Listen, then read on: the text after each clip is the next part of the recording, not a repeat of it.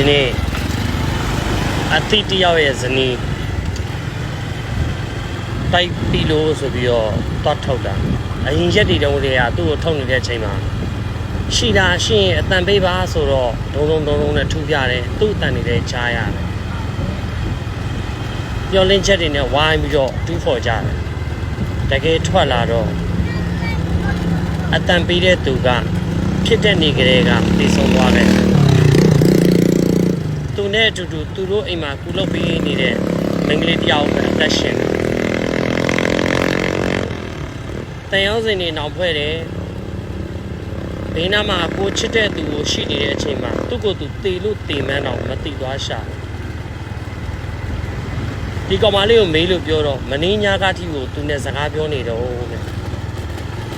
အတူရှိနေတဲ့ကလေးမလေးရလဲသူနဲ့တူတူရှိနေတဲ့လူကလူရှင်လားလူတည်နေပြီလားဆိုတော့သူမသိဘူးစကားပြောဖို့လည်းရတယ်အားတွေပေးပြီးတော့တယောက်နဲ့တယောက်ကိုဒီဥဆိုင်ပေးနေကြတယ်ဒီနေ့အလောင်းလဲထုတ်လိုက်တော့အဲ့စကားပြောဖို့ဆိုတဲ့မျိုးသမီးကသေဆုံးနေတာပုတ်တောင်နေပြီအခါတလေကြလို့ရှိရင်လောကကြီးမှာကိုယ်တွေမမြင်နိုင်တဲ့အရာတွေအယမ်းများတယ်သူနဲ့အတူတူထုတ်ခဲ့တဲ့ကလေးမလေးကိုလည်းဆုံးနေပြီဆိုတဲ့အကြောင်းကိုမပြောရတော့တဏှာစီဖြစ်နေတော့ကလေးမလေးကတတိယတစ်ချက်မရတစ်ချက်နဲ့ပြောချင်တာ